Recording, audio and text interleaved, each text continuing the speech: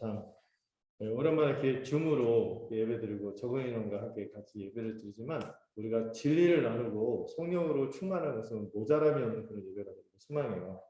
네, 우리 새로운 반주자로 등단해서 오늘 예배를 아주 제 레트로한 감성으로 드릴 수 있었던 것 같아요. 옛날에 군대에 있을 때 갑자기 반주 부탁을 받아갖고 이렇게 막 제가 코드만 엉터리 세 손가락으로 막 이렇게 누르면서 했는데 그래도 참 그때 갈급한 심령이 있고 예배하고자 하는 마음이 있으니까 그게 충만한 예배가 됐던 게 기억이 납니다.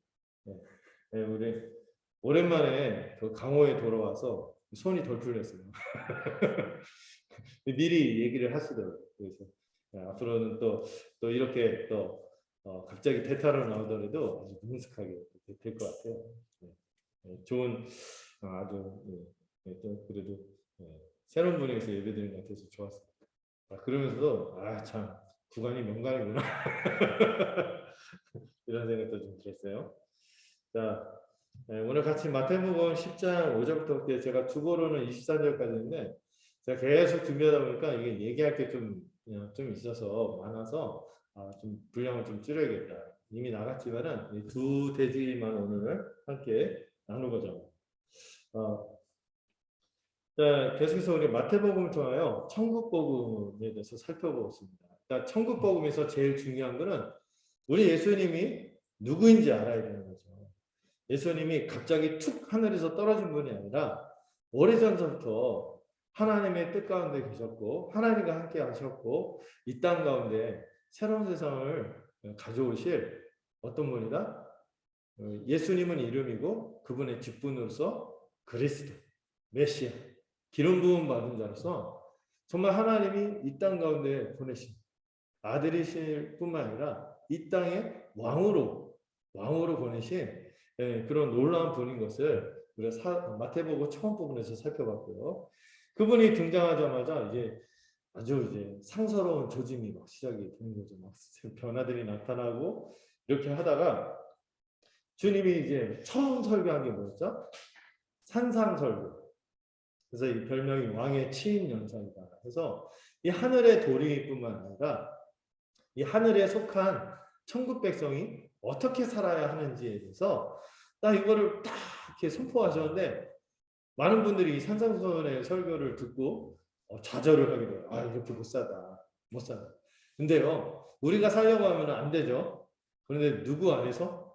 우리가 그리스도 안에 있고 그리스도께서 모든 율법을 이루시고 그 은혜를 우리에게 적용하실 것이기 때문에 또 그리스도께서 우리에게 성령을 보내주셔서 우리로 그렇게 살도록 이끌어 주실 것이기 때문에 우리가 이 산상수훈에 나온 기준에 대해서 나하고 상관없어 이렇게 생각하지 말고 정말 주님이 우리를 그러한 삶으로 이끌어 주시겠구나 하는 믿음으로 같이 이걸 받아들이고 살아갈 수 있으면 좋겠습니다. 산상수훈을 쭉 살펴보고 그 다음에 실제로 주님이 말씀만 한 게 아니었죠. 이 땅 가운데 놀라운 변화가 나타나고 있음을 여러 치유의 이적들을 통해서 보여주셨어요.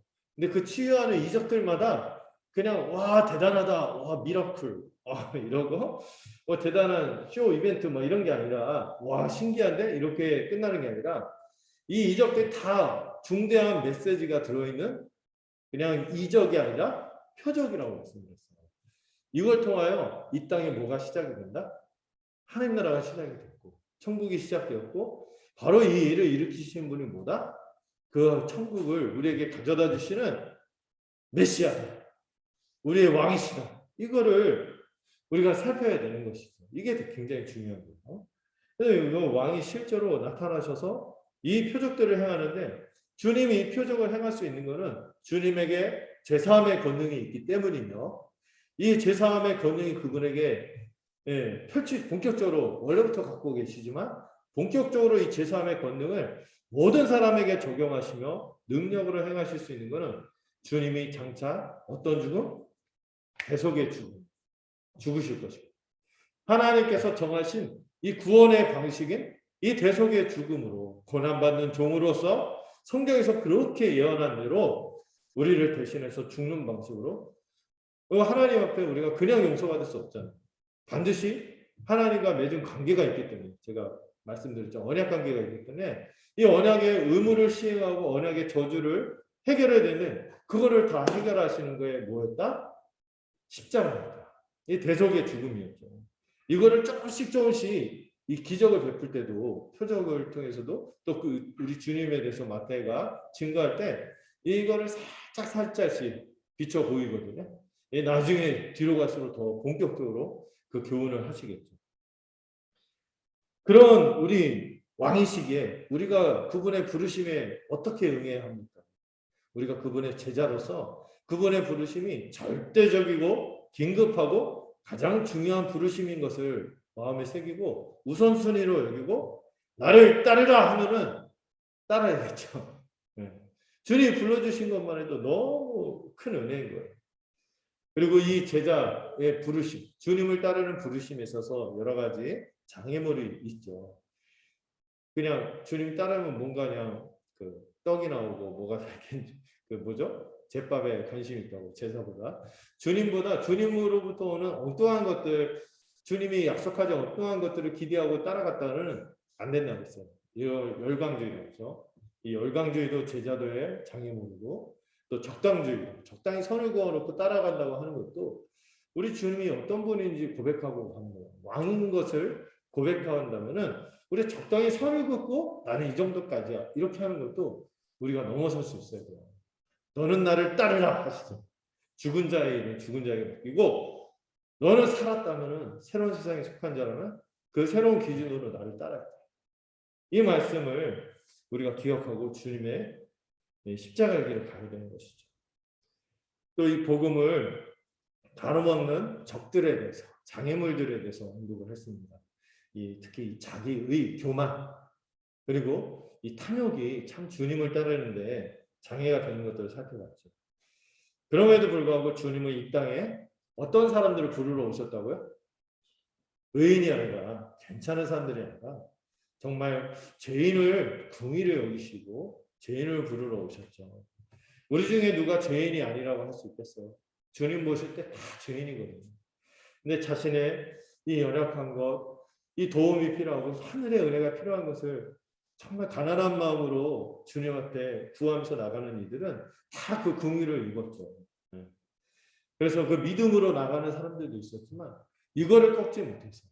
대부분 두 가지예요. 아까 주님을 믿는데 두 가지 장애물이 있다면서 교만이나 탐욕. 네, 자기 의를 고집하는 이들은 주님을 비척했고 주님이 우리에게 주시려고 하는 세상이 마음에 안 들고 그냥 자기가 탐욕 가운데 살려고 하는 세상이 마음에 드는 사람들은 주님의 이 복음의 진리를 자꾸 거절하는 거죠. 그래서 이 놀라운 일이 나타나고 놀라운 가르침, 하늘의 가르침이 쏟아지고 이런 것들이 막 주님을 통하여 나타나는데도 왜 사람들이 안 믿는가? 이 두 가지 장애물이 있다. 이 배척하는 모습을 통하여 보여주죠. 그런 가운데서도 어떤 이들이 부름을 받았습니까? 12 제자들이 부름을 받았죠. 왜 그들이 부름받았냐면 주님이 그래도 이 세상 사람들이 죄인이고 어떤 사람들이에요? 주님이 보실 때 참 긍휼의 마음으로 사람들을 보시면서 동물은 동물이다. 어떤 동물? 양은 양인데 목자 없는 양. 혹은 다른 표현으로 잃은 양.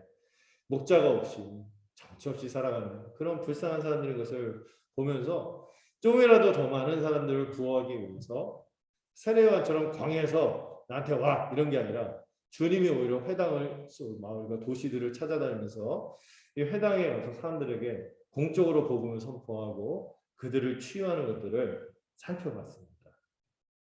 그리고 이 일을 계속해서 교회 여러 가지 중요한 정체성이 있지만 교회가 정말 해야 될 게 뭔가 했을 때 교회가 사명의 공동체잖아요. 그 일을 위하여 주님께서 12 제자를 따로 사도로 부르는 장면을 살펴봤죠. 그래서 우리가 이 주님의 이 긍휼의 마음을 가지고 복음을 전하는 것도 좋지만 개인적으로 전하는 것만큼 진짜 중요한 게 뭐냐면 교회가 되어서 복음을 전하는 게 중요하다는 사실을 우리가 그 12 사도의 목록을 통해서 좀 살펴봤습니다. 거기 보면은 다양한 사람들이 있었죠. 12 사도들이. 그럼 잘한 사람 별로 없어요. 그나마 괜찮은 직업이 어부. 좀 자세히 들여다보면 세리 막 있잖아요. 막그 손가락질 받는 세리나 아니면 위험한 그 여심당하는 이런 사람들이거든요. 근데 그런 사람들이 한밥상을 맞으면서 정말 새로운 세상을 거칠고 막 흉폭하고 이런 게 아니라 그런 삶을 뒤로하고 이 겸손하고 온유하고 사랑으로 섬기는 그런 멋진 세상을 함께 만들어가는 그런 대안이 되는 공동체의 모습으로 세상에 뭘 전하는 거예요? 복음을 전하는 것이죠. 자, 이제까지 서론 복습이었고요. 이제 본론으로 들어가서 첫 번째 대지. 자, 오늘 5절부터 해서 이 10장 전체를 두 번째 예수님의 마태복음에서 소개하는 공식적인 두 번째 설교예요. 첫 번째 취임 설교가 있었고 그걸 산상 설교라면 이 10장의 내용은 두 번째 설교로서 마태복음 전체 5개의 설교가 있거든요. 그 중에 두 번째 설교인데 이거는 성교 파송의 설교라고 알려져 있어요.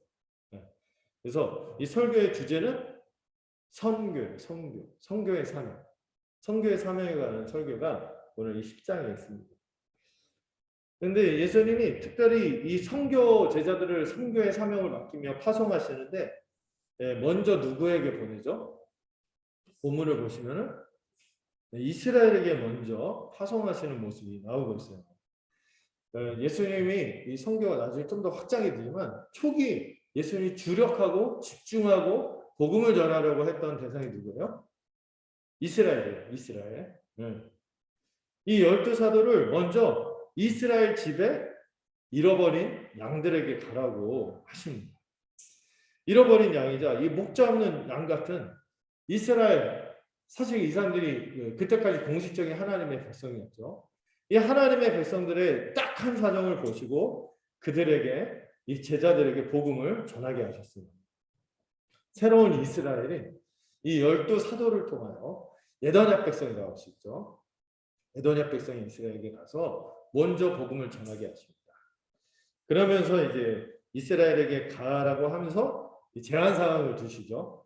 이스라엘에게는 먼저 가는데 어디엔 가지 말라고, 이방인들에게나 사마리아인들한테는 가지 말라고 제한하십니다.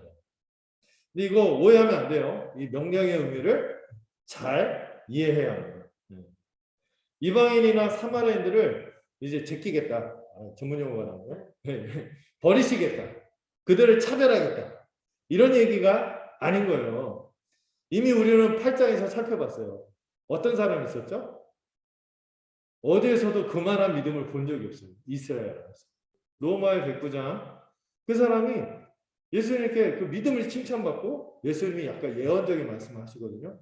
나중에 본 자손들보다 오히려 열국에 있는 이방 사람들이 더 하나님 나라에 들어오는 일이 있을 것이다. 이렇게 얘기했어요. 이런 일이 있었기 때문에 주님이 지금 차별하기 위해서 그 얘기를 하는 거야. 아니에요. 오히려 이방인들이 또 복음서에 보면 이방인들이 더 나은 믿음을 보여주고 또 언약의 축복을 동등하게 누리는 장면이 나옵니다. 또 본자손이 오히려 언약의 특권을 누리지 못할 것에 대해서 계속해서 복음서가 끝까지 그 부분을 얘기하고 있는 거예요.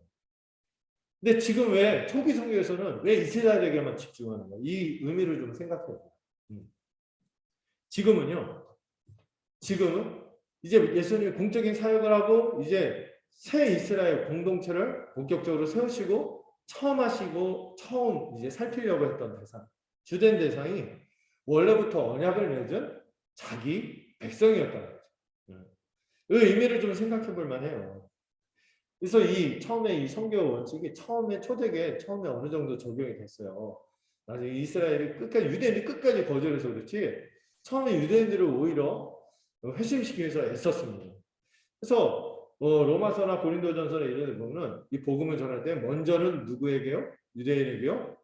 나중에 헬라인에게로다. 그래서 이방인에게 이게 우선순위로 유대인들 통하여 먼저 전하고 그리고 그 다음에 이방인에게 넘어가는 식으로 얘기하는데 왜 그러냐? 일단 천국이 왔습니다. 하나님 나라가 왔습니다. 이렇게 얘기했을 때 좀 더 빨리 통할 수 있는 사람이 누구예요? 왜 이스라엘 사람들이 왜 들은 게 있고 그들이 소망한 게 있어서 여기 빨리 반응할 수 있었어요. 그래서 좀이라도 더 많이 구원하기 위해서 유대인들이 주님이 많이 기대를 품었던 것 같아요. 또 하나님 편에서는 이렇게 먼저 유대인에게 대하시는 게 그분의 성품에 합당해요. 하나님은 어떤 하나님이라고 우리가 자주 이렇게 표현하면은 언약에 신실하신 하나님이시죠. 먼저 언약을 맺은 자기 백성을요, 갑자기 얘네들이 상태가 안 좋다고 전문 용어로 쌩깐다고 버려! 이렇게 하고 새로 다른 사람들 찾지 뭐 이러지 않는다는 거예요. 그래도 얘네들이 이스라엘 역사를 계속해서 증언하지만 반역의 역사요, 우상숭배의 역사요, 그렇게 그냥 불순종하는 이스라엘인데도 불구하고 주님이 오셔서 본격적으로 구원의 사역을 할 때 이들을 외면하지 않고 이들부터 먼저 끌어안으시려고 하는 하나님의 신실함이 여기서 나타나고 있다. 이렇게 볼 수 있습니다. 이 옛 언약 백성을 옛적부터 언약을 먼저 맺었기 때문에 물론 진정한 언약 백성은 믿음으로 되는 것이지만 그래도 그 아브라함을 향한 신실함, 아브라함에게 주신 약속의 신실함에 의해서 이들을 먼저 붙잡고자 하는 거예요. 네, 이스라엘의 이 잃어버린 양에 대한 궁유를 거두시지 않죠. 지금이라도 뭐 거두셨을까요? 여전히 거두시지 않고, 그래서 나중에 로마서 9장부터 보면은 바울이 이 동족에 대해서 이렇게 걔네들이 지금까지 2000년 동안 이렇게 완악하게 보냈어요. 이렇게 안 돌이키니까 막 절절한 마음으로 호소하지 않습니까? 그냥 한편에 하나님의 마음이 그런 거예요. 버리지 못해요. 불쌍한 거죠. 이 목자 없는 양 같은 당시에 하나님의 백성들을 불쌍히 여기셨죠. 이 유대인들에게 제대로 된 선생이 있었어요. 지도자가 있었어요. 지난번에 살펴봤듯이 바리새인들처럼 지잘난 맛에 다른 사람을 깔아뭉개고 죄책감만 안기는 그런 지도자. 아니면 탐욕에 휩싸이려고 자기들의 권력만 쌓아가려는 제사장 같은 사람, 사두개인들 같은 사람들. 아니면 자기 세계에 빠져갖고 자기의 그냥 신앙생활, 자기의 그 테두리 안에 갇혀서 그냥 광야 같은 데 들어가서 살아갔던 약간 신비적인 SNF들. 이런 사람들이 밖에 없었기 때문에 이 주님이 이제 목자로 오신 거예요. 참 목자로 오셔서 그 백성들을 불쌍히 여기고 거두려고 하시는 것이죠. 자기 백성을 향한 이 하나님의 신실함을 볼 때 여러분 사실 이 이스라엘은 제사장 나라가 된 거죠. 그들을 통하여 그들에게 신실하면 신실할수록 우리는 뭘 더 소망할 수 있어요? 그 신실하신 약속이 우리에게도 적용이 됩니다.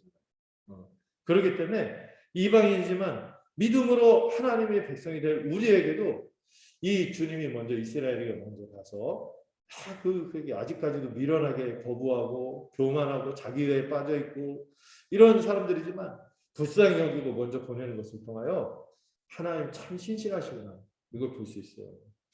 하나님의 백성이 된 우리에게도 더 믿음과 소망을 주는 모습이라고 저는 생각해요. 자, 그리고 나서 이 제자들에게 먼저 이 본토 이스라엘 사람들한테 먼저 다니라고 하면서 그 사역의 내용이 뭐였죠? 계속해서 주님이 해왔던 거, 주님이 했던 것과 동일한 사역을 맡깁니다. 뭐죠? 가르침과 치유의 사역이죠. 근데 이 가르침에 있어서 이 가르침과 치유를 둘러싸는 중요한 선포가 있어요. 뭐죠? 천국이 가까이 와 있다. 천국이 가까이 왔다. 이 표현은 옛날에 제가 하나님 나라를 몇 번 얘기했지만 이게 약간 신비하면서 애매하면서 아리까리한 그런 표현이에요. 오기는 왔는데 완전히 와 있는 건 아닌데 그런데 와 있어. 뭐 미완료라고 하나요? 그래 약간 시제의 특징이 있는데 근데 중요한 건 손에 잡힐 만큼 와 있다는 거예요. 그리고 지금 현존에 있다는 거예요. 그렇지만 다 된 거는 다 완성된 거는 아닌 그래서 이거를 잘 표현하기 위해서 만든 표현이 이미와 아직이라고 하잖아요. 그렇게 하나님 나라 그런데 중요한 건 이미 자꾸 아직 쪽으로 생각을 많이 하는데 이미 와 있다는 게 되게 중요해요. 복음서에서는 이미 와 있다. 천국이 이미 와 있다는 것을 굉장히 공들여서 설명합니다. 막 손을 내밀어서 뻗어서 잡으면 잡히는 거예요. 이 손 내면서 뻗을 만큼 잡힌다는 것이 뭐예요? 믿음이죠. 믿음으로 붙잡으면 잡히는 거예요. 그럴 수 있는 게 뭐가 바뀌었는데요? 천국이 임했는데 안 바뀌었잖아요. 세상은 여전히 막 승자 독식이고 정글의 법칙이고 적자 생존이고 나쁜 놈들이 그냥 아직도 득세하고 있고 선한 의도를 갖고 있는데 깡그리 무시당하고 짓밟히고 이런 세상에서 무슨 천국이 임했습니까? 뭐 이런 얘기를 하죠. 그런데요, 중요한 건 누가 오셨어요? 예수 그리스도께서 와 계시고 그리고 떠나신 게 아니에요. 제가 승천 설명할 때 자꾸 이 세상을 떠나는 걸로 이해하는데 그게 아니라 했죠. 주님이 왕자에 앉은 게 승천의 의미예요. 주님이 왕자에 앉아서 지금도 통치하시고 우리와 함께 하십니다. 여러분 이 부분에서는 아멘 하셔야 돼요. 아멘 하셔야 돼요. 왕이 현존하시고요. 지금도 통치하세요. 그분의 성령으로 이 그분께서 세우신 이 교회를 통하여 지금도 역사하세요. 이걸 믿어야 돼요. 이 복음을 우리가 믿고 전파하는 것이죠. 그래서 주님이 초기 사역할 때 이 생생하게 이적들을 많이 나타내셨죠. 그리고 이 하늘의 도리를요 알아듣기 쉽도록 비유로 설명하시고 믿음이 있는 사람들은 제대로 알아들었어요. 그리고 그런데 이 믿음이 없는 사람들 이걸 거부하니까 못 알아들어요. 그러나 믿는 백성들에게는 분명히 알아들을 수 있도록 친절하게 계시를 주시고 말씀을 주셨어. 계시만 주신 게 아니죠. 분명한 이 계시와 연결되는 이적들을 눈에 보이게 나타내시고 그래서 이 땅에 천국이 임해 있다는 것을 알려주셨습니다. 여러분 이제 우리 신앙생활할 때 되게 중요한 부분인데 죽어서 가는 천국보다 우리가 지금 이미 천국을 누리고 있다는 믿음을 갖고 살아가는 게 굉장히 중요합니다. 주님 실제로 이 천국이 이 땅 가운데 현존해 있다는 거예요. 이걸 입증하는 형상들이 뭐예요? 여러 병자들을 고친 거죠. 치유해 주신 거죠. 심지어 하나님의 세상에서 가장 낯선 게 뭐라 했어요? 가장 부정하고 낯선 거, 비정상적이고 죽음이죠. 이 죽음마저도 이 하나님의 세상, 하나님의 나라가 임했기 때문에 죽음이 버틸 수가 없는 거예요. 죽은 자가 회생하는 거죠. 그리고 하나님 나라에 더러운 것이 있을 수 없어요? 있을 수 있어요? 없으니까 이 더러운 부정한 것들을 깨끗하게 하는 가장 대표적인 병이 뭐예요? 나병. 나병 여기 보면 언급 병들 중에서도 특별히 이 나병을 언급해야죠. 이 나병은 아주 그 의미가 영적인 의미가 좀 있거든요. 부정해져서 하나님의 앞에 설 수 없는 자. 하나님께 가까이 갈 수 없을 뿐만 아니라 하나님의 백성들 함께 할 수 없는 자. 이런 사람이 정결해지는 거예요. 이게 다 표적이죠. 심지어 뭐가 쫓겨나요? 귀신이요. 주님만 보면 지리고 막 쫓겨나는 거죠. 축출되는 거예요. 근데 여러분 지금까지 얘기한 이거 있죠. 이 8절에 병든 자를 고치고 죽은 자를 살리며 나병한 자를 깨끗하게 하며 귀신을 쫓아내네. 그리고 이게 다 뭐의 증거예요? 천국이 현존해 있다는 증거예요. 근데 이게 그냥 갑자기 주님이 이런 이적들을 일으킨 게 아니라 이미 다 천국이 임하면은 이런 일들이 있을 거다. 하나님 나라가 이 땅에 도래하면은 오면은 이런 일들이 있을 거다 하는 다 구약에 증거들이 있었어요. 명백한 구약에 증거들이 있었고 예언들이 있었기 때문에 이 일들을 보면은요 부정할 수 있어요, 없어요? 부정하기가 힘든 거예요. 이 일들은 반드시 메시아의 표적이고 하나님 나라의 왕이 오셔서 이 땅에 자기의 통치, 하늘의 통치를 적용하고 있다는 것을 부정할 수가 없어요. 분명히 알아보고 알아들을 수 있도록 이런 이적들이 나타나는데 세상에 본점만 이렇게 물건이 있는 게 아니라 지점에도 물건이 있네. 이게 뭐예요? 제가 약간 이상한 표현을 썼는데 예수님이 메인이라는 예수님의 사명을 위임받은 제자들도 동일한 일을 함으로써 하나님 나라가 이 땅 가운데 있다는 것을 증거한다는 거죠. 그 일들이 막 나타나는 거예요. 여러분 그래서 제자들이요 주님 말씀대로 선교의 사명을 감당하여 여러 어떤 다른 곳에도 보면 이 선교 사명 감당하고 와서 보고할 때 주의 말씀으로 하니까 병이 낫고 귀신이 쫓아나더이다 막 이러죠. 그랬을 때 주님이 하늘에서 사단이 떨어진 것 같다. 그 통치가 힘을 잃고 주님의 나라의 통치가 이 땅 가운데 나타나고 있다는 것을 이 사명을 감당할 때 이 놀라운 이적들을 경험하게 됨으로써 입증하게 되는 거죠. 죽은 사람 살리는 것은 예수님 공생 가운데서는 제자들 가운데 나타나지 않지만 여러분 나중에 사도행전을 보면요. 가장 대표적인 사도 베드로와 바울이 죽은 자도 살리는 일들을 또 해야 합니다. 자, 야, 주님이 이런 것을 약속하셨고 교회가 이 일을 이 선교 사명을 감당할 때 이런 놀라운 변화가 일어날 거라고 약속을 해주셨는데 질문을 할 수 있죠. 그런데 오늘날 교회는 왜 이런 일들이 없습니까? 안 나타납니까? 이렇게 얘기할 수 있어요. 그럼 이적은 이적보다 뭐가 더 중요하다고 했어요? 표적이라고 했어요. 어떤 메시지를 주는 게 되게 중요했어요. 그래서 왜 초기 교회 때는 왜 이런 일들이 굉장히 많이 폭발적으로 일어났냐면은 그때까지는 뭐가 완성이 안 됐어요? 성경 계시가 아직 완성이 안 됐거든요. 그래서 활발하게 이적과 능력으로 이렇게 분명하게 전수될 수 있는 이 진리, 보존될 수 있는 진리, 이 계시가 완성되지 않았기 때문에 이런 것들로 더 집중을 해야 될 필요가 있었죠. 활발하게 이적과 능력이 많이 나타났어요. 그러나 지금은 어떻습니까?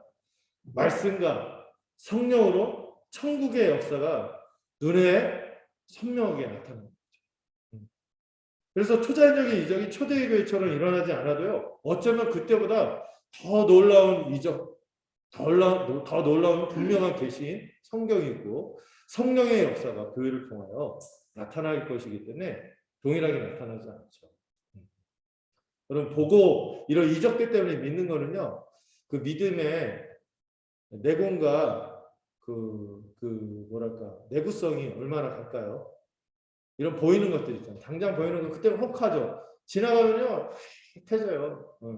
제 주변에 놀라운 이적을 통하여 있잖아요. 치유라든지 이런 걸 경험해 갖고 그때 믿음을 더 뜨겁게 가지고 회심하는 경우도 있지만 그 경험이 그 믿음을 자라게 하고 더 거룩하게 하고 그때 그 사건으로만 되는 게 아닌 거예요. 그거보다 더 중요한 거는 이걸 통하여 하나님이 우리에게 주시고자 하는 이 계시가 중요해요. 메시지가 중요해요. 그래서 어떤 분은 그래서 이적을 오늘날 일어나는 것을 굉장히 배제하는 분들도 있어요. 뭐 기적이나 초자연적인 거, 신비한 거 이런 것들을 싫어하는 분들인데 저도 약간 그런 성향이 있었는데 좀 나이가 좀 바뀌었어요. 좀 유연해진 것 같고 사실 저희 어머니도 사실 죽을 뻔하셨는데 병원에서도 포기했는데 하나님께 절실히 매달리고 은혜를 구해서 좀 나은 케이스이고 또 우리 교회도 있죠. 기적의 증거가 있죠. 있어요. 네. 진짜 막 그 병원에 있었는데 막 그 의사들 의아하게 했던 이런 일이 있는데 그럼 이 초대교회처럼 활발하고 빈번하게 나타나지 않는다 하더라도 그 시대보다 오늘날 우리 시대가 더 분명한 은혜가 있기 때문에 그게 더 축복이라는 사실을 기억하면 좋겠어요. 지금도 선교지에서는요 많은 이적들이 나타나는 일들이 보고가 돼요. 우리 주변에도 그런 간증거리들이 있고 기적을 맛보는 경우들이 있죠. 그래서 저는 그런 것들을 추구하는 그런 것들만 추구하는 별로 좋지는 않지만 그러나 우리 삶 속에서 그런 은혜들을 하나님께서 때를 따라 돕는 은혜를 부어주시는 것도 사모하는 것도 괜찮다. 이런 생각을 갖고 있어요. 자, 그렇지만 다시 돌아와서 모든 기적들은 기적 자체보다 중요한 게 뭐라고요? 그 이적이 주려고 하는 메시지. 우리에게 주시고자 하는 이 복음의 은혜가 무엇인지를 알고 믿는 게 훨씬 중요하다는 사실을 기억하시면 좋겠어요. 그 이적의 가치는 중대한 복음의 메시지를 받는 게 훨씬 중요합니다. 여러분 그런 현상들 있죠. 보이는 것들. 도마가 손가락에 찔러야지 내가 믿겠다 그랬잖아요. 근데 주님이 나중에 실제로 그렇게 안 믿기면 만져봐라. 찔러봐라. 그러니까 도마가 꿇었죠. 나의 주 나의 하나님 하면서 주님이 그런 얘기하죠. 보고 믿는 자보다 보지 않고도 믿는 자가 복되다 그랬습니다. 여러분 현상으로 인해서 이런 일들이 있어야지만 우리의 믿음이 유지된다는 건 슬픈 일이에요. 그 성령이 주신 믿음이 아니에요. 병이 고쳐져도요.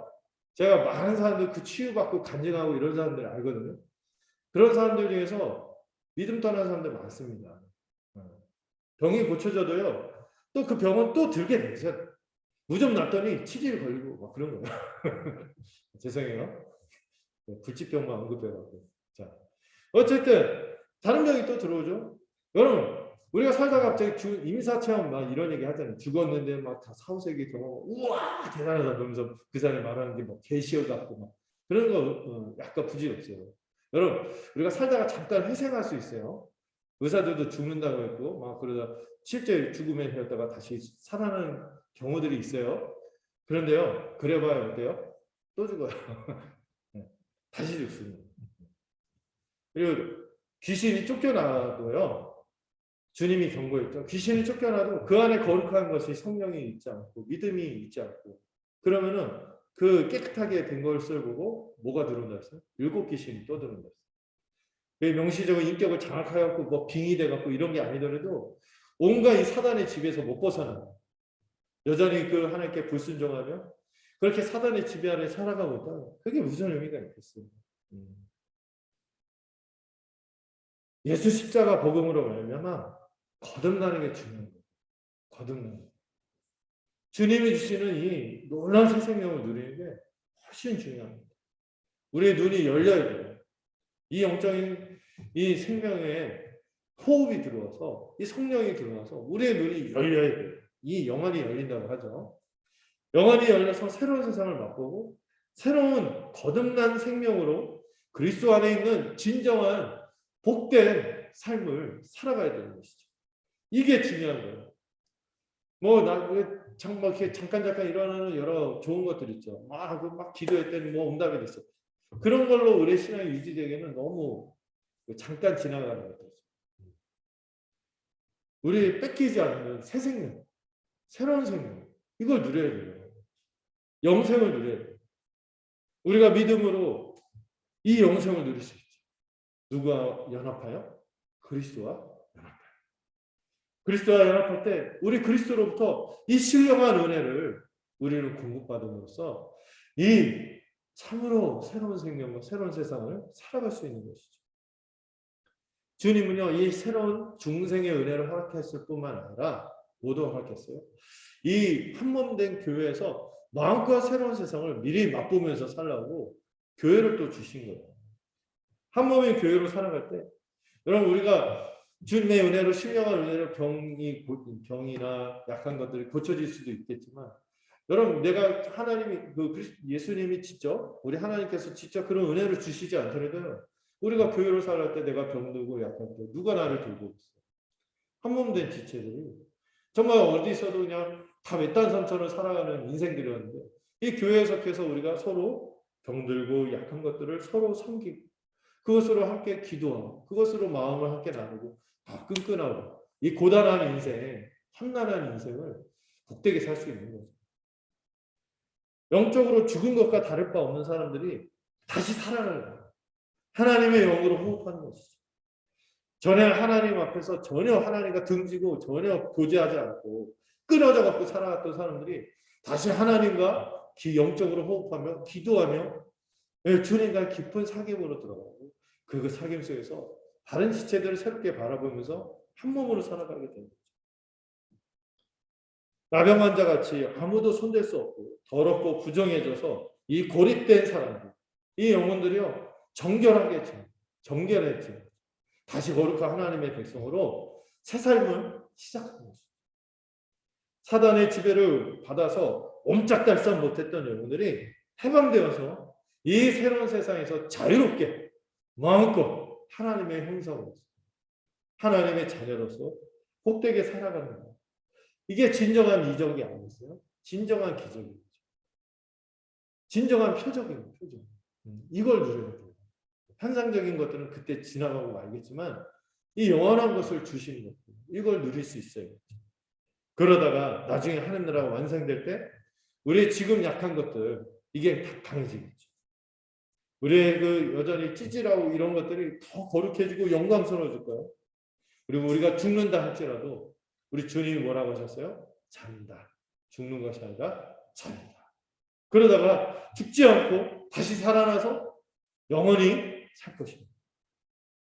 이것이 우리 주님이 우리에게 가져다준 천국 복음인 거죠.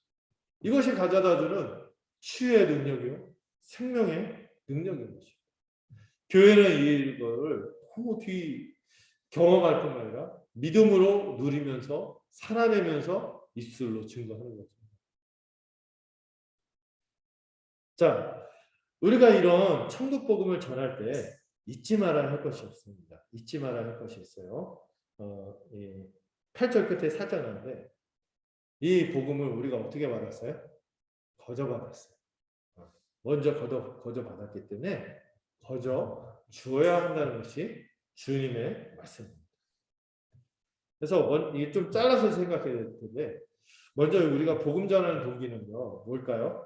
우리가 너무 엄청난 거예요. 가지고 살 수 없는 거예요. 그래서 우리가 가지고 산 게 아니죠. 우리가 잘해갖고 얻은 게 아니죠. 공짜로 얻었어요. 은혜로 받았어요. 거저 받았어요. 우리가 복음을 전하는 동기는요. 거저 받았기 때문에. 너무 이 은혜가 크기 때문이죠. 잘해서 받은 거면요. 이거 내가 독점할 거야. 이럴 텐데 공짜로 받았어요. 이 복을 간직하고만 있기가 어려워요. 우리가 이걸 받을 수 있는 건 우리가 이걸 막 구도하고 도 닦고 막 이렇게 벽을 막 30년 동안 쳐다보고 막 손에다 막 총력 떨어뜨리면서 막 고행하고 이래서 얻은 게 아니에요. 거저 받았어요. 주님의 은혜로. 우리가 자격 없는 죄인인데도 우리가 결코 넘보지도 못하고 꿈꾸지도 못해요. 이 누릴 수 없는 복과 은혜들을 거저 받았기 때문에 우리는 그저 감사해서 이 복음을 전하는 것입니다. 그래서 우리 이 복음을 전할 때 거저 받은 것이기 때문에 대가를 바라지 않고 거저 주려는 마음으로 전하는 것이죠. 이 마음을 알아야 돼요. 주님의 크신 긍휼을 힘입어서 이 긍휼의 마음으로 긍휼을 입은 자로서 이 거저 받은 것을 거저 주고자 하는 거죠. 여러분들이 이걸 나눌 때 그들이 그저 받기만 하면 그들이 받을 은혜를 생각해 보세요. 그들이 누릴 은혜. 우리와 똑같죠. 거저 받은 것이죠. 근데 내가 이미 그 거저 받은 은혜로 이내 감사가 그들에게도 흘러 넘칠 것이기 때문에 이걸 설레고 기쁜 마음으로 우리는 그저 전하는 것입니다. 복음 전할 때 그렇게 해야 되는 거죠. 또 이 복음 전하는 자세에서 중요한 건 이 주님의 8절 끝의 말씀처럼 복음 자체가 너무 고귀해요. 값주고 살 수 있는 게 아니잖아요. 그래서 가끔 이상한 분들이 있어요. 이 복음 전하고 이 진리를 나누는 걸 가지고 거래하는 것처럼 생각하거나 이걸 통하여 더러운 이익을 취하려고 해서는 안 되는 것입니다. 여러분 그렇게 하고 그렇게 비치는 순간요. 저는 이 복음이 이 고귀한 복음, 값주고 살 수 없는 복음이 싸구려가 되고 말아버리는 거예요. 싸구려가 되고. 그래서 막 어떤 분들 있잖아요. 자기가 어떻게 복음 전하고 이렇게 사람들한테 선행을 끼치고 했으니까 내가 이들한테 뭔가 권리를 주장할 수 있죠. 하면서 이걸 막 이렇게 내세우고 그런 순간 복음이 무색하게 됩니다. 왜? 거저받은 거예요. 거저줘야죠. 주님은요, 복음이 값싸게 여겨지지 않기를 바라셨어요. 그래서 바울도요, 자신이 대가를 받지 않고 자비랑으로 이렇게 복음 전하는 것을 오히려 기뻐했는데, 왜냐하면은 그렇게 해야지 바울이 생각할 때 이게 복음이 무엇으로도 값주고 살 수 없다는 것을 가장 영광스럽게 드러내는 방식이 그런 방식이라고 생각했기 때문에 그렇게 사역을 했죠. 왜 바울이 그런 사역을 또 작정했냐면 그 정황이 있어요. 그 당시 어떤 사람들이 그 순회 연설가들이 있어요. 달변이죠. 돌아다니면서 달변으로 사람들이 일정 정도 막 지금 세바시 이런 거 있잖아요. 어떻게 15분 만에 세상을 바꿀 수 있는지 세상을 바꾸는 시간이 갖고 막 달변으로 온갖 타이틀을 가지고 자기 경력을 막 다 소개하면서 이렇게 하면서 막 또 랍비나 뭐 이런 사람들이 있었겠죠. 순회하면서 이런 것들로 사람들의 마음을 사고 그 대가로 이익을 취하는 그런 사람들이 많았어요. 거짓 교사들이죠. 이것 때문에 바울이 아마 그런 작정을 한 게 아닌가 싶어요. 특히 바울만 이 자비량으로 사역하는 특징이 있거든요. 다른 베드로나 다른 사도들은 정당하게 이렇게 사례를 가지면서 이렇게 했는데 바울은 그거를 하지 않은 게 그런 정황이 있었어요. 이와 달리 바울은 그 복음을 위해 마땅히 누릴 권리가 있어요. 마땅히 누릴 권리가 있다고 말을 해요. 그런데도 뭘 기대하면서 이 복음이 더 영광스럽고 가치롭게 전해질 것을 기대해서 또 하늘의 상급을 기대하면서 이 선교에 임한 것이죠. 저는 여기서부터 오늘 이제 9절부터 보면은 이 선교 여행에 필요한 지침을 말씀하십니다. 네. 그래서 단기적인 여행이라는 상황에서 주어진 명령이에요. 여기에 주어진 뭐만 가지고 가라, 뭐만 가지고 가라 이렇게 지침이 있는데 이걸 보편적으로 우리가 적용하기는 좀 어렵습니다. 왜냐하면은 특정한 기간에 이들을 파송하면서 단기간에 단기적인 여행이라는 선교 여행이라는 상황에서 주어진 명령이에요. 그래서 이것을 다 그대로 원리적으로 적용해갖고 이걸 가지고 막 청빈을 강요한다든지 막 이렇게 하는 거는 약간 안 맞을 수 있어요. 이런 상황이 있어서 그런 거니까. 그런데도 불구하고요. 복음을 전해야 하는 신자로서 여기 있는 지침과 목록은 우리가 어떻게 살아야 하는지 복음을 간직하고 살아가는 신자로서 어떻게 살아야 하는지를 알려주는 중요한 원리들이 있습니다. 이거를 잘 적용해서 마음에 새겨야겠죠. 자, 첫 번째 지침이 있는데요. 전대가 뭐예요? 옛날에 아니다. 얘기하면 안 된다. 50대 전대 이런 그 전대가 아니죠? 돈주머니. 돈주머니에 뭐를 챙기지 말라고요? 금과 은과 동을 가지지 말라고 하십니다. 이거 불교 비슷한데 무소유? 이게 아니에요. 특수한 지금 단기서여행이라 선교 여행이라는 정황에서 얘기하는 거죠. 그럼에도 불구하고요. 우리 복음 전하는 사람들, 이 복음을 간직한 자의 삶은 약간 단순하고 검소할 필요는 있는 것 같아요. 지금 왜 전대 금과 은과 동을 가지지 말라고 하냐면은 우리가 사명을 수행하면서 이 세상을 살아갈 텐데 그렇게 할 때 뭐를 의지하면 안 된다? 재물을 의지하면 안 된다고 했어요. 우리는 연약해서요. 돈과 하나님을 같이 섬기기 어렵거든요. 그리고 돈과 하나님 중에서 우리는 이상하게 재물을 의지하려고 하는 마음이 은연중에 가요. 그렇기 때문에 이 지침은 우리에게 좀 약간 시사하는 게 크죠. 많이 마음이 생각해야 돼요. 내가 돈을 의지하는지 아닌가? 재물을 의지하는가? 하나님을 의지해요. 우리가 하나님께 더 절실하게 겸손하고 우리가 좀 가졌던 우쭐해 갖고 자기 힘으로 하는 것처럼 이렇게 하지 말고 하나님께 가난한 마음으로 의존하면서 사명을 감당해야겠죠. 재물을 의지하지 말라는 원리를 일단 찾을 수 있어요. 또 뭘 가지지 말라고 합니까? 여행을 위해 배나 두보로 지팡이를 가지지 말라고 하시죠. 여기 보면은 이 여행을 위해 하는 것은 뭐냐면 어차피 여행을 떠나는데 여행에 필요한 걸 갖지 말래요. 배낭은 있어야지. 투보로는 있어야지. 제가 옛날에 지리산 종주를 했을 때 갔다 왔을 때 완전히 상거지꼴이 돼서 왔는데 계속 한 똑같은 옷을 입고 3일만 있었는데도 장난 아니었거든요. 그런데 투보로 옷을 가져가지 말래요. 신도 가져가지 말고 지팡이도 가져가지 말래요. 여기서 주님이 얘기하고자 하는 건 우리가 이 사명을 위해서 좀 간소하게 살아야 된다는 것인데 여기 금지 목록들 특별히 이 여행을 위해라는 표현에서 원리를 생각할 수 있습니다. 여러분 지금 주님이 보내는 여행은 단기적인 여행이죠. 또 이렇게 갈 때마다 곳곳마다 가서 복음을 빨리빨리 긴급하게 전하고 우선적으로 전하기 위해서 잦은 이동이 필요한데 그렇기 때문에 좀 단촐하고 간소해야 된다는 얘기인데 여행을 위해 이 배낭과 두보로과 신과 지팡이를 왜 가집니까? 앞으로 있을 그 위험, 리스크라는 거. 장기적인 목표를 세우고 장기적인 막 이렇게 대책을 세우는 거예요. 다 장기적인 여행을 대비하기 위한 물품들이거든요. 이 물품들은요, 갖고 있으므로 그들이 하나님을 겸손하게 의지하기보다 어디에 빠질 수 있어요? 지금 그렇게 하는 게 미래에 대한 염려와 연결되는 거예요. 앞으로 어떻게 될 거지? 앞으로 어떻게 되지? 앞으로 어떻게 되지? 이걸 대비하기 위해서 이런 걸 하는데, 이런 부분에서 전적으로 누구를 의지하라는 거죠? 하나님을 의지하라는 거죠. 그래서 하나님이 없는 것처럼 자신의 생계를 위해서, 하나님이 없는 것처럼 재물과 미래에 대한 염려에 휩싸이지 말라는 것이 이 단기 선교 여행에서 우리가 추출할 수 있는 우리 삶의 일반적인 원리죠. 재물을 의지하거나 자기 미래에 대해서 막연한 두려움과 염려에 휩싸여 갖고 그거 막 갖추고 하느라 전전긍긍하지 말고 어디에 초점을 맞춰야 돼요? 하나님을 의지하고 이 사명을 이루어가는데 우리의 삶이 초점이 맞춰져야 되는 거예요.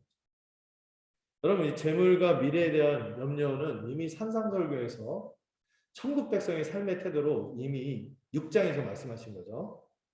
재물과 하나님을 같이 섬길 수 없고 내일 일을 염려하는 것은 천국 백성으로 합당하지 않다. 하나님 나라와 그의 의를 구하는 것이 천국 백성이 된 자리이기 때문에 우리의 관심사에서 그게 주된 것으로 가득 차다면 우리 삶은 왠지 천국 백성이 아니라 이 땅에 속한 사람 같은 거죠. 추레해지는 거예요. 그래서 여러분, 이 재물에 대한 염려, 재물에 대한 의지, 탐욕, 그리고 미래에 대한 이 막연한 염려, 두려움, 여기서 좀 자유로웠으면 좋겠어요. 이것 때문에 잠못 이루고 쩔쩔매고 전전긍긍하고 막 사람들과의 관계에서 막 이상한 반응이 나오고 다 그러거든요. 네, 그래서 벗어날 수 있어요. 그렇죠? 네. 물론 우리가 책임 있게 살아가는 것도 중요하지만, 그리고 지금 여기가 단기 선교 여행이라는 특수한 정황이 있긴 하지만 그래도 우리가 일반적으로 가져야 될 태도도 여기서 우리가 붙잡을 수 있어요. 자, 약간 사소한 논쟁이 있어서 약간 넘어가려다가 좀 언급은 해야 될 것 같아요. 여기 보면 마태하고 누가는 이 제자들의 선교 여행 물품에서 지팡이를 금지하거든요. 네, 마가복음을 보면 기억하나요? 마가복음에도 그 예수님이 제자들을 파송하는 장면이 나오는데 거기서는 또 지팡이를 가지고 가라고 목록이 있어요. 이것 때문에 막 문제 삼는 사람들이 있는데 저는 약간 이거는 이 중요한 원리들을 하는 게 중요하고 이 목록의 차이는 아마 학자들이 얘기하는 건 있어요. 마태, 누가가 가르치는 공동체에서 이 여행의 목록을 통해서 강조하려는 강조점이 있고 마가의 공동체에서는 또 마가의 공동체에서 이 여행 목록을 얘기하면서 그 강조하려는 부분에서 약간 유연하게 좀 다른 차이가 있을 수 있다 이런 얘기를 해요. 그래서 마태하고 누가 같은 경우는 약간 지팡이를 가지고 가라고 얘기하는 게 뭐냐면 반대로 얘기했다. 마가는 지팡이를 가지고 가라고 했죠. 이 지팡이를 가지고 이 가라는 게 어떤 장면하고 연결하면은 이 관전의 이거 보면 출애굽하는 장면하고 연결을 시켜요. 출애굽할 때 어떻게 해요? 긴급하게 하나님이 약속하신 새로운 세상을 나가기 위해서 출발할 준비, 긴급하게 움직일 준비를 지팡이를 쥐고 손에 샌들을 쥐고 신은 채로 지팡이를 손에 쥐고 샌들을 신은 채로 급하게 출애굽하는 장면하고 연결하는 의도가 있다고 해요. 그래서 이 선교가 새로운 세상을 향해서 나가는 과정이고 이걸 수행하는 사명의 과정이기 때문에 긴급하게 임해야 된다는 것을 강조하기 위해서 이 지팡이를 포함시켰다 이렇게 얘기하고 마태와 누가 같은 경우는 그 유대인들의 전통에서 거룩한 산 하나님의 임재가 있을 때 뭐를 지니면 안 되냐면 지팡이, 이 신발, 돈주머니 이런 것들을 챙기면 안 된다는 거죠. 이 선교의 과정에서 이 선교의 과정을 거룩하게 행해야 된다는 것을 강조하기 위해서 이렇게 차이가 있다. 뭐 이런 얘기들을 해요. 이런 얘기들이 있다는 것만 아시고 다 일리가 있다. 근데 중요한 건 그 공동체의 정확성에서 목록 물품이 좀 다르다는 것만 좀 이해하시면 됩니다. 그런데 이 세복음서 이거는 중요한 게 아니에요. 중요한 게 뭐죠? 이 세 복음서 모두가 말하려는 강조점은 동일하게 같습니다. 뭡니까? 이 본문에서 분명한 의도는 선교할 때 우리가 주님의 사명을 감당하고 제자의 길을 살아갈 때, 제자의 삶을 살아갈 때 하나님 나라를 위해서 뭐에서 벗어나야 된다? 재물과 이 막연한 미래에 대한 염려에서 벗어날 수 있어야 돼요. 이게 분명한 거예요. 세 복음서 다 동일하게 말하는 거죠. 이게 중요한 원리죠. 그뿐만 아니라 여기서 이런 목록을 또 제시할 때 예수님의 또 다른 분명한 의도이자 예수님의 이런 것들을 말씀하신 이유가 나와요. 이는 하고 나오죠. 이는 하고 뭐라고 하십니까? 10절에서 일꾼이 자기의 먹을 것 받는 것이 마땅하기 때문이다. 하면서 이걸 얘기해요. 자, 일꾼이 자기의 먹을 것 받는 것이 당연하다, 마땅하다. 그래서 이 점을 이 앞뒤 문맥을 생각하면서 좀 생각해야 되는데, 일단 우리가 믿어야 될 게 있죠. 주님은요, 자신의 일꾼들을 굶게 놔두시지 않는다. 돌본다는 거죠. 1차적으로 누가 돌봐주실까요? 하늘의 보상입니다. 하늘의 도움이 있을 거예요. 하늘의 보상이 반드시 따를 것을 믿고 기쁘게 일해야 합니다. 그뿐만 아니라 이 11절을 보면은 합당한 자를 찾으란 말이 있어요. 합당한 사람을 만나게 된다는 거죠. 이게 뭐예요? 복음을 믿고 복음의 혜택을 입은 자가 그 혜택을 입음을 통하여 감사함으로 어떻게 하게 되는 거예요? 이 복음 전한 자를 돌보게 되거든요. 그의 먹을 것을 돕게 섬기게 되는 것이죠. 이런 방식으로 일꾼을 하나님은 먹이신다는 거죠. 이거 뭐 직분자뿐만 아니라 모든 복음 전하는 자가 믿어야 할 거죠. 하나님이 돌보실 거예요. 하나님도 직접 돌보시지만 이 복음의 혜택을 입은 또 누군가에 의해서 우리가 서로 돌보게 되는 삶으로 이 먹을 것을 모자라지 않게 반드시 채워질 것을 믿고 살아가는 것이죠. 실제로 어떤 분들 보면은 인간적으로 생각하고 막 할 때 어떤 사역자들 보면 대책 없이 막 선교를 가고 대책 없이 막 이렇게 마음이 뜨거워갖고 막 주위에 사명해서 다른 분은 소양도 있고 하는데 어떤 일을 뛰어들 때 와 저렇게 무모하지? 이런 생각이 드는 분들이 있어요. 근데 거기 가서 또 열매를 맺거든요. 또 안 굶어. 잘 살아. 이런 거는 진짜 믿음으로 이렇게 살아갈 때 주님이 채워주시고 또 주님도 채워주시지만 누군가에서 또 주님이 까마귀를 보낸다든지 이렇게 돕는 일들이 있는 것이죠. 이런 원리를 우리가 믿고 살아가야 돼요.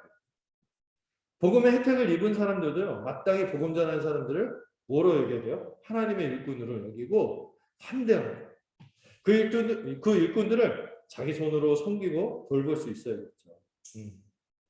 자, 이거를 연결해서 이해할 수 있는 중요한 말씀이 있는데요. 잠시 좀 고린도전서 9장 9절에서 15절 잠깐 함께 살펴볼까요? 본문이 많아서 PPT로 그렇게 하진 않았어요. 성경 본문이 있다면, 성경이 있다면 이렇게 같이 보시면 좋겠어요. 고린도전서 9장 9절부터 15절까지. 한번 쭉 읽어보도록 하겠습니다.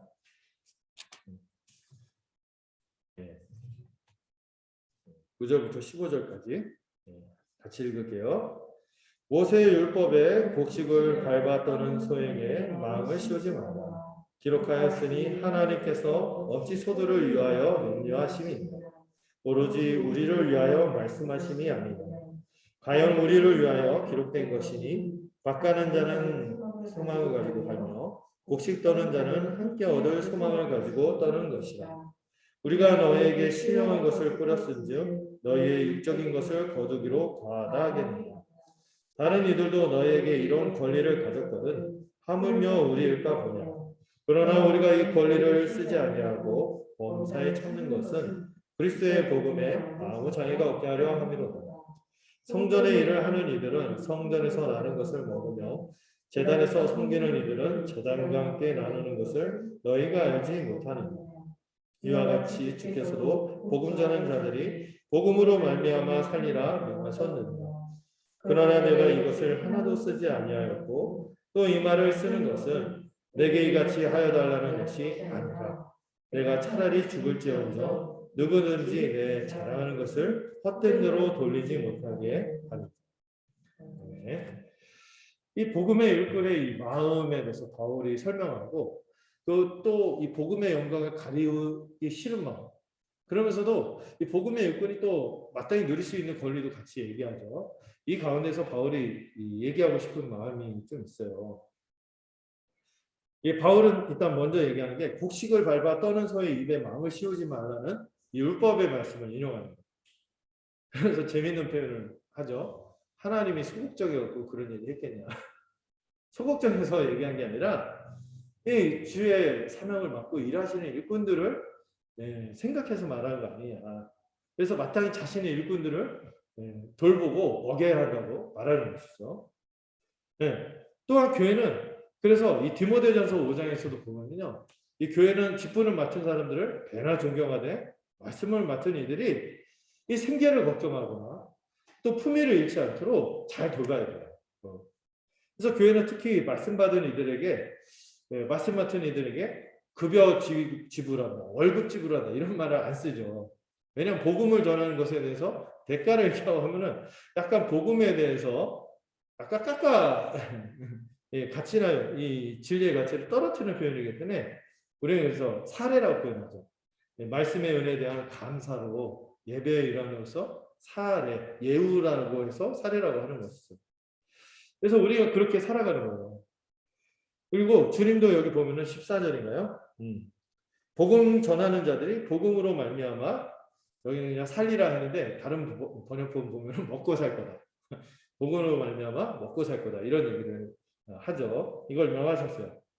그런데요. 여러분 좀 느꼈나요? 제가 좀 약간 버벅거리고 주저주저하고 뻘쭘하고 대부분의 목회자들이요.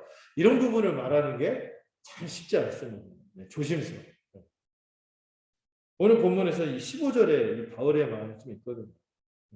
바울은요. 자신의 권리를 마땅히 누릴 수 있었지만 혹시라도 복음에 대한 오해나 장애가 생기거나 복음을 아까 처음에 말씀드린 것처럼 싸구려로 만들까 봐 꺼려하는 마음을 표현해요. 그래서 이런 권리들을 쭉 말해요. 있어요. 바울의 권리가. 그런데 주장하지 않겠다는 거예요. 심지어 죽을지언정 내가 이걸 말하면서 요구하는 것처럼 들린다면 정말 이제 고통스럽다는 거죠. 내가 죽을지언정 뭐가 퇴색되는 게 싫은 거예요? 복음의 영광이 퇴색되는 게 싫기 때문이죠. 참으로 이제 선한 일꾼들, 목자라면은 그런 마음을 다 가질 거예요. 그래서 우리가 어떻게 복음 전하면서 살아가야 되나? 일반적인 삶의 원리뿐만 아니라 우리가 복음 전하는 일꾼에 대해서 어떻게 생각하고 섬기고 또 서로를 어떻게 돌볼 것인가에 대해서 같이 이 말씀에서 좀 원리를 생각해 볼 수 있어요. 자, 이제 두 번째 말씀을 넘어갔어요. 자, 그러면은 이제 이거하고 연결되는 말씀이 11절에 있습니다. 그래서 이 말씀을 가지고, 이 복음의 말씀을 가지고 어떤 성이나 마을에 들어갈 때 어떤 사람을 찾으라고 하죠? 네? 복음에 합당한 자를 찾아내라고 하십니다. 네. 여기서 합당한 자라는 것은 복음의 은혜에 믿음으로 반응하는 자를 뜻합니다. 네. 그에게 하나님의 택하신 은혜가 깃들었기 때문에 이 복음에 합당하게 반응하는 것이죠. 네. 참으로 귀한 사람이고 감사할 만한 일이에요. 여러분 이 표현 보고 참 좋았어요. 합당한 자, 합당한 자. 여러분 우리가 복음 전할 때요 합당한 자가 있다니까요. 그거 기대할 때 여러분 소망이 되지 않습니까? 이 복음에 합당한 자가 있어요. 전하면요. 안 믿을 것 같고 막 안 받아들일 것 같은데 놀랍게 믿는 사람이 있어요. 주께서 예비한 영혼들이 있다니까요. 그리고 뭐 저도 여기 연구 하나도 없는데 복음에 합당한 분들이 어떻게 있어갖고 제가 정말 감사하게 살아가고 있죠. 저희 교회를 생각할 때 합당한 자들 생각해서 너무 감사하더라고요. 그리고 여러분들도 그런 합당한 자들을 만날 겁니다. 찾게 될 거예요. 이거 소망하세요. 참으로 귀한 사람들이고 감사할 만한 일이죠. 복음을 전할 때 반드시 주께서 예비한 합당한 자가 있음을 기억하세요. 누군가 반드시 있다는 사실을 선호하면서 우리가 복음을 전하는 거죠. 그리고 그런 귀한 사람, 하나님이 예비한 사람이 있다면 어떻게 하라고 합니까? 또 다른 사역에 열려서 떠날 때까지 어떻게 하라고? 거기서 머물라고 했어요. 다른 집에 가지 말라는 거죠. 왜 다른 집에 가려고 할까요? 일단은 머물라는 것은 그 사람과 더불어서 진실하게 또 깊이 삶을 함께 하면서 같이 나누면서 살라는 것이죠.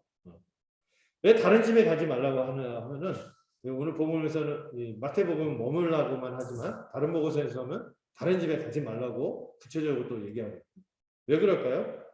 왜 다른 집에 옮기는 상황이 생길까요? 원저 집보다 더 지평수 넓고 괜찮고 안락해서가 아닐까요? 그런 것 때문에 옮기는 경우들이 있어요. 그 집의 형편이 처음에 복음을 받아들이고 같이 이렇게 하고 진실하게 삶을 나눴으면 그 집의 형편이 만족스럽지 않고 불편하더라도 이 진리의 복음을 받아들이는 믿음, 마음을 귀하게 여기고 한 몸으로 살라는 거예요. 저는 이 사역자들이 이걸 좀 마음에 새기면 좋겠다 하는 생각이 있어요. 특히 이게 안 그런 경우도 있거든요. 갑자기 교회 와서 부임해 갖고 했는데 갑자기 더 많은 성도가 있고 더 많은 뭐 옵션이 있고 막 이랬다 해서 무슨 스카우트 제의 받고 이렇게 무슨 그 프로야구 시즌이 되는 것처럼 막 이렇게 막 아니 뭐 부격자도 아니고 담임인데도 불구하고 그냥 헬스장처럼 교회를 버리고 막 가는 그런 경우들 좀 봤거든요. 민망하죠. 그래서 목회자는 한 교회에 임하면요, 그 성도들이 어떠하든지 성도들과 더불어 정말 그 복음의 진리를 기쁘게 받아들이고 합당하게 받은 자들이라면 진리와 믿음으로 한 몸을 이루며 살아야지. 더 좋은 조건이 있다고 막 옮겨다니는 거는 오늘 이 말씀하시는 이 전도 지침하고 선교 사명의 지침하고 위배되는 거예요. 좀 그런 케이스들이 자꾸 이렇게 들리고 할 때 좀 약간 좀 마음이 안 좋죠. 그리고 주님이 뭐라고 하십니까? 그 집에 들어가서 평안하기를 빌라고 하십니다. 그리고 그 집이 그 복음에 합당하다면 주님이 주시는 평안이 함께 머물면서 함께 그 평안을 누리게 될 것을 약속하세요. 참으로 우리가 전하는 이 천국 복음의 결과는 샬롬, 평, 샬롬. 샬롬은요, 구약에서 가장 복된 상태를 얘기할 때 샬롬이라고 하거든요. 그리고 새로운 세상의 특징이 샬롬, 평안, 평안. 여러분 예수 안 믿었을 때 평안이 없었잖아요. 예수 믿고 나서 이 평안이 있는 거예요. 샬롬. 우리는 복음을 믿고 교회를 이뤄감으로써 실제적인 축복을 나누고 이 샬롬을 누리는 공동체임을 믿어야 합니다. 세상에서 누릴 수 없는 진정한 평안을 누릴 수 있어요. 어떤 평안이 있습니까? 먼저 하나님의 진노에서 벗어나서 정말 이 진노에서 벗어날 수 없었는데 그 진노에서 벗어나서 하나님과 화목할 뿐만 아니라 하나님과 화평의 관계를 누리게 되었어요. 이 평강이 우리에게 주어졌어요. 이건 너무 큰 문제가 해결이 됩니다. 그뿐만 아니라 지체들과 하나 됨으로써 온전히 사랑하고 서로 섬기며 온전히 연합하며 깊은 사귐의 기쁨 속에서 우리가 평강을 누리는 것이죠. 예배드릴 때 어떻습니까? 하늘의 진리들을 맛볼 때 얼마나 그 하늘에서 주어진 평강으로 온 세상을 다 얻은 것뿐 세상이 이길 수 없는 그 평안을 갖게 되는 거죠. 함께 양육받으면서 같이 진리를 확인하고 배우고 나누고 이스라엘 고백이 있고 이걸 가지고 뜨겁게 적용하고 이럴 때 우리가 살아있는 의미가 뭔지 압니다. 우리가 존재가 어떤 존재인지 깊이 깨닫는 거죠. 우리의 존재의 의미를 깨닫고요. 참으로 진정한 삶이 이런 거구나. 이 실존적인 의미들을 이 가치들을 깨닫게 되는 거죠. 그리고 우리가 이 주님이 명령하신 대로 이 사명을 감당할 때 생계의 걱정에서 벗어나 추리한 인생이 아니라 이 위대한 주님께서 맡기신 이 사명의 가치를 깨닫고 감당하면서 기쁜 보람과 만족을 누리며 세상은 맨날 먹고 살기 위해서 염려 속에서 평안을 못 누리고 우리는 전혀 다른 하나님 나라의 영광을 바라봅니다. 사명을 감당하며 여기서 오는 평강을 누리게 되는 것이죠. 이 평강을 정말 우리 모두가 다 함께 누리기를 소망합니다. 네, 그런데 이제 마지막에 좀 우울하긴 하지만 이걸 좀 언급하고 끝내려고 하는데요. 그런데 그 들어간 집이 평안에 합당하지 않으면 그 평안이 복음 전도자에게 다시 돌아올 것이라고 하십니다. 이 말씀은 복음에 대한 합당한 믿음을 가진 것이 아니거나 믿음에서 떠나는 일이 생긴다면 더 이상 그 집은 그 평안을 누리지 못하고 그 평안이 복음 전한 자에게 돌아간다는 것이죠. 사실 뒤에 말씀하고 연결해서 봤을 때 이 집은 그 집은 더 이상 평안이 아니라 어디에 놓이게 되는 거예요? 하나님의 심판에 놓이게 되는 것이죠. 이 복음에 합당하지 않은 태도는 이 복음과 더불어서 특별히 이 복음 전하는 사람에 대한 태도하고 연결이 되거든요. 네. 그래서 교회가 주의해야 될 게 뭐냐면 말씀을 맡은 자. 그가 정말 신실하게 주의 복음을 전하고 있다면 이 맡은 자와 함께 평안을 누리기 위해서 애써야 됩니다. 칼빈도 그렇고 조나단 에드워드도 그 유명한 아주 훌륭한 교회 지도자들도 교회에서 쫓겨났어요. 쫓겨나면 복음을 정직하게 전하고 죄인임을 막 얘기하고 딱 복음으로 돌이키라고 하는데 싫어했어요. 거기다가 결정적인 게 성례를 이제 울타리 정책 있잖아요. 이걸 시행하려고 할 때 쫓겨났어요. 네. 그래서 조나단 에드워드가 그런 말을 했대요. 쫓겨날 때 교회에서 마지막 주님의 백보자 심판, 흰 보자 심판이 일어날 때 여러분들이 주님 앞에 서게 될 때 저도 옆에 함께 서 있게 될 것입니다. 그러니까 여러분들 영혼이 걱정된다 이거죠.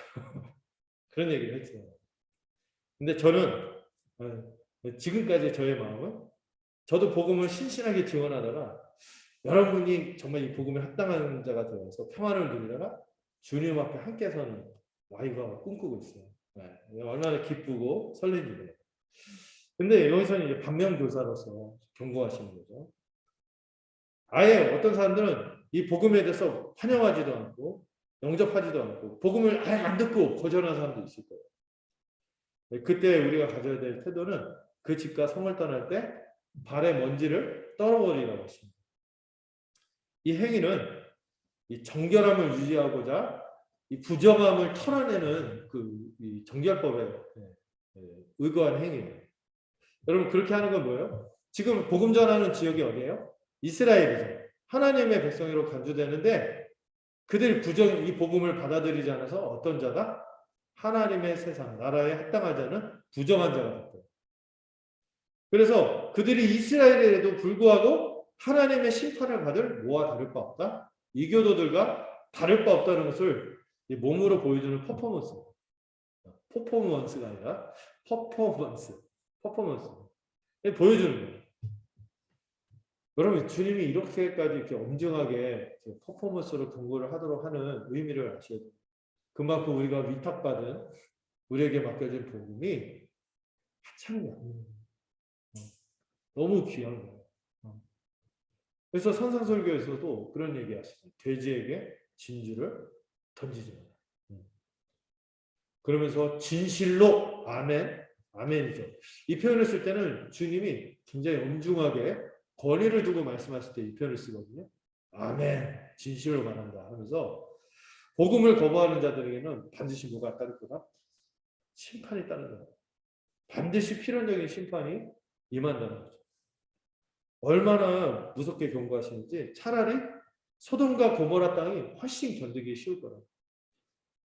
소돔과 고모라는 하늘에서 꺼지지 않는 이 유황불은 꺼지지 않거든요. 막 물을 부어도 이게 확 그런 게 있어서 안 꺼져요. 더 이런 유황불로 삽시간에 멸망당한 도시들인데 그보다 극심한 심판이 임할 것을 말씀하십니다. 또 계시록 20장을 보면은 장차 예수님이 흰 보좌에 앉아서 왕으로서 오실 거예요. 주님이 초림하실 때는 은혜 주님이지만 다시 오실 때는 구원과 심판을 결정하는 심판의 주님이 오시죠. 그때 자신을 거절한 이들을 심판하시는데 그때 임할 심판이 얼마나 두려운지 이 계시록에 보면 믿지 않는 자들이 어떻게 해요? 산이여 바위여 차라리 우리 위에 덮쳐라. 막 이렇게 얘기할 정도로 혹독하고 두려운 심판이 임할 것을 경고하십니다. 왜 이렇게 무섭게 혹독한 심판으로 경고하시는가 생각을 해봐야겠죠. 주님은 이미요, 특히 이 초기 선교지가 어디예요? 지금 이스라엘 백성들이죠. 신실한 은혜를 베풀 만큼 베풀었어요. 그들을 향한 최후 통첩입니다. 최후 통첩. 이들은 예수님과 제자들의 이 신실한 말씀의 증거와 온갖 이적에도 불구하고 하나님의 오래 참으신 그분의 은혜를 멸시하고 거절했어요. 예수님이 이 종말이 시작이 됐잖아요. 이 마지막 날이 시작되어서 이 은혜를 베푸시는데 그 은혜를 조롱하고 받아들이지 않았기 때문에 이 이스라엘이 얼마나 혹독한 심판을 실제 역사 속에서도 당하고 막 그렇게 된 것이죠. 근데 여러분 이 말씀은요. 이스라엘에게만 적용되는 게 아니에요. 예수님이 십자가에서 죽으시고 부활하시고 승천하셨어요.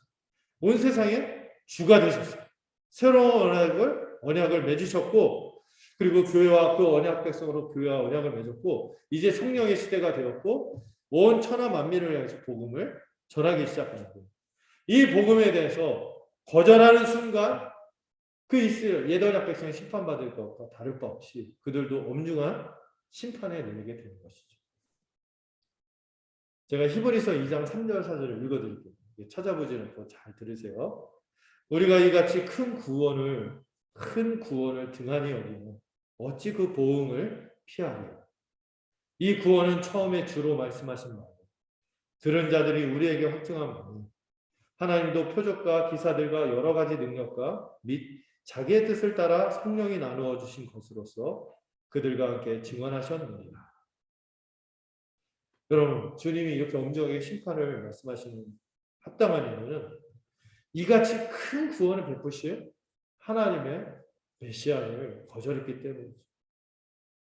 이런 복음의 권위를 기억할 때 우리가 복음 전할 때 자세에 대해서 오늘 좀 여러모로 살펴볼 때 마음 한편에 이 엄중한 사명을 지죠. 그리고 그들에게 닥칠 이 운명, 영원한 운명에 대해서 절박한 긍휼의 심정으로 전할 수 있어야 하는 것이죠. 네, 말씀을 맺겠습니다. 하나님은 자신의 백성들에게 신실하신 분이십니다. 언약을 지키시기 위해서 자기 아들이신 예수 그리스도를 목자로 보내셨어요. 그리고 천국 복음을 허락하셨죠. 이 분명한 말씀과 더불어 생명의 역사들을 통해 뚜렷한 증거를 주셔서 믿게 하셨어요. 오늘도 이 동일한 은혜가 우리에게 주어졌고 역사하는 줄로 믿습니다. 여러분이야말로 바로 그 은혜의 결과들인 거죠. 그러므로 여러분 복음에 대한 감사가 있나요? 거저받은 것에 대한 이 감각이 있나요? 그렇다면 거저줘야 하는 것이죠. 대가나 조건을 따지지 않고 전해야 하는 것이죠. 거저받았으니 거저주라는 주님의 말씀을 기억하시고, 두 번째로 복음 전하는 자로서 복음에 합당한 삶의 자세를 지녔으면 좋겠어요. 이제 더 이상 우리의 삶에서 재물이나 미래에 대한 염려에서 벗어나세요. 사명을 추구하는 삶을 사시기 바랍니다. 그리고 이 사명을 감당할 때 여러분 걱정하지 마세요. 주님이 자기 일꾼을 먹이십니다. 이걸 잊지 않고 담대하십시오.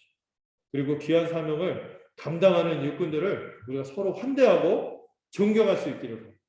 우리 안에서도 저만이 아니라 복음 전하고 앞으로 또 리더로 섬길 분들이 있을 텐데 잘 이렇게 존경하고 이렇게 잘 그 진리를 기쁘게 밟길 바랍니다.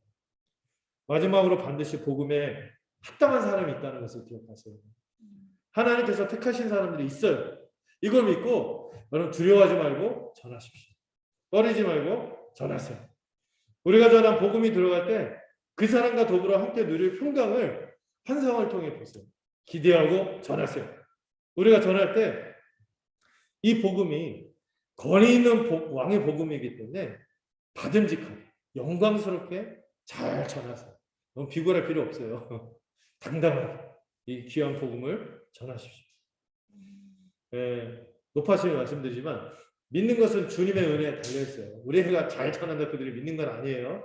주님의 성령께서 마음을 열어주시고 합당한 자를 예비한 자들 주어졌을 때 열매가 있겠죠.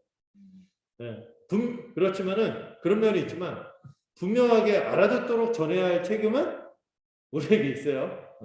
제대로 못 알아듣게 얘기하고 막 알려주지도 않으면서 믿지 않고 거절하는 사람들에 대해서 그런 생각하지 마세요. 영원전부터 유기된 버림받았잖아. 이런 생각하지 마시고 어떻게 하면 우리에게 주어진 소망을 잘 대답할 수 있는지. 베드로전서에 그런 표현이 있죠. 우리에게 있는 소망이 무엇인지 물어보면 대답할 것을 잘 준비하는 거죠. 그렇게 잘 준비될 수 있으면 좋겠습니다. 또한 주님이 거절하는 이들에게 임할 심판, 이걸 말씀하신 것을 마음 한켠에 늘 기억해야 됩니다. 이 복음에 담긴 권위, 절대적이고 긴급한 이 우선순위, 이 복음에 대해서 우리가 깊이 인식하고 이렇게 살아갈 때 우리의 사명감이 좀 달라지겠죠. 자, 이 말씀들을 기억하며 같이 기도하도록 하겠습니다. 주님, 언약에 신실하셔서 그렇게 불순종하고 반역하며 우상 숭배에 찌든 이스라엘에게 오래 참으셨듯이 우리에게도 그 신실함을 더 풍성하게 허락하셔서 천국의 은혜를 맛보게 하신 것을 감사드립니다. 거저받았으니 거저주라는 주님의 말씀에 담긴 이 감동과 은혜를 함께 누릴 수 있도록 우리에게 역사하여 주시옵소서. 복음을 간직한 자로서 혹시 우리 삶의 사명이 아니라 재물과 미래에 대한 염려로 가득했다면 용서하여 주시옵소서. 주님이 우리를 먹이시고 공급하시는 분임을 잊지 않도록 이끌어 주시옵소서. 우리가 복음에 합당하게 여겨져서 하나님으로부터 영원전부터 택함을 받았다는 사실을 기억하고 이런 은혜를 받은 자들이 아직도 많다는 것을 기억하게 하여 주시옵소서. 그들에게 대답할 것을 잘 준비하게 하시고 우리의 복음에 담긴 엄중함과 긴급함을 깊이 알아 더 간절히 전하는 우리가 되도록 이끌어 주시옵소서. 예수님의 이름으로 기도드렸습니다. 함께 325장 찬양하도록 하겠습니다.